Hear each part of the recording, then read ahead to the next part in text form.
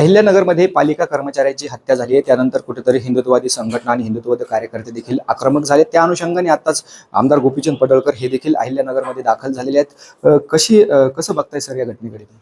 हे बघा, मीच काय सगळेच लोक या सगळ्या विषयानं संतापलेले आहेत। एक सरकारी कर्मचारी आहे आणि तो मुकुंदनगर एरियामध्ये सरकारी कामासाठी जातोय।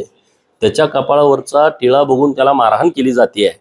म्हणजे पहिलगाममध्ये धर्म विचारून गोळ्या घातल्या, इथं जर तुम्ही टिळा बघून त्याला मारहाण केली आहे। सरकारी कर्मचाऱ्याला मारायचं कारणच नाही। त्या मारहाणीमध्ये त्याचा मृत्यू झालेला आहे आणि त्यामुळे ही अत्यंत संतापजनक घटना आहे। पोलिसांनी 5 लोकांना अटक केलेली आहे। तर ती 5 लोक कोण आहेत, त्यांचा या सगळ्या घटनेमध्ये त्यांचा रोल काय आहे, मुख्य भूमिकेत कोण आहे, याचा प्लान कोणी केलेला आहे, मुख्य आरोपी कोण आहे, त्याच्याबद्दल लोकांच्या कुजबूज सुरू आहे। तो मुख्य आरोपी कधी अटक करणार आहात, हे सगळे आरोपी अटक करून तात्काळ ह्यांना फासावरती जाण्याच्या दृष्टिकोनातून तुम्ही काय प्रयत्न करणार आहात की ज्याचा निष्पाप माणसाचा तुम्ही बळी घेता, तुम्हाला फासावरच चढवलं पाहिजे। मुकुंदनगर एरियातले हिंदू गेले कुठं? मागच्या 10 वर्षातला तुम्ही अभ्यास करा, 20 वर्षातला अभ्यास करा। हे काय पाकिस्तान नाही ना। मुकुंदनगरमध्ये जे हिंदू बहुल एरिया होता तो आता अल्पसंख्याक झाला। बोटावर मोजणे इतकी घरं तिथं राहिली, ती घरं गेली कशी? त्याला कोणी त्रास दिला, त्यांची हॅरेसमेंट कोणी केली, त्यांची घरं यांनी विकत घेतली का दाब देऊन घेतली, याची सगळी चौकशी झाली पाहिजे ना। आज हे प्रकरण वरवरचं दिसतंय, एवढं सोपं नाही आहे। आणि म्हणून जो आमचा सहकारी धीरज परदेशी याचं यामध्ये निधन झालेलं आहे, त्याला न्याय मिळण्याच्या दृष्टिकोनातून पोलिसांनी प्रयत्न करावा। ह्या सगळ्या लोकांना कठोरातली कठोर शिक्षा द्यावी आणि त्यांची सगळी घरं बुलडोजरनं पाडून टाकावीत। त्यांनाही बेघर करून टाका ना, त्यांना कळावं तुमची पोरंबाळं निवांत राहणार आणि तुम्ही त्यांना त्यांच्या पोराबाळांना असं हे करून टाकणार, त्यांना घरात कुणीच सारा नाही अशी परिस्थिती करून टाकणार, असं कसं चालेल? आणि म्हणून या संदर्भातली मागणी करण्यासाठी आज आम्ही अहिल्यानगरला आलोय।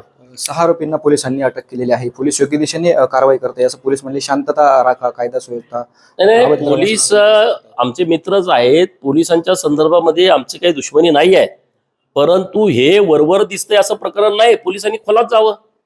मुख्य आरोपी कोण आहे त्याची चर्चा लोकांच्यात कुजबूज सुरू आहे, तर तो कोण आहे बघा ना, शोधा, पकडा, त्याला आतमध्ये टाका। याच्या पाठीमागं काय षडयंत्र आहे, कशासाठी त्याला मारलं, हे सगळं बाहेर येऊ द्या लोकांच्या समोर। याबाबत आता गृह विभागाने देखील गंभीर याची दखल घ्यावी असं देखील आपल्याला वाटतंय का? गृहमंत्र्यांशी काही चर्चा झाली? नाही, माननीय मुख्यमंत्री महोदयांशी माझी चर्चा नाही, पण उद्या मी मुंबईला गेल्याच्या नंतर ही सगळी बाब त्यांच्या कानावरती घालणार आहे। काय भूमिका असणार आहे? आमची भूमिका हीच आहे की ह्या सगळ्या हरामखोरांना तुम्ही फाशीची शिक्षा व्हावी या दृष्टिकोनातून सगळ्यांनी तपास करा। लवकरात लवकर याची कारवाई झाली पाहिजे, म्हणजे आणखी जी 4 प्रकरणं पुढे घडणार आहेत ती प्रकरणं थांबतील।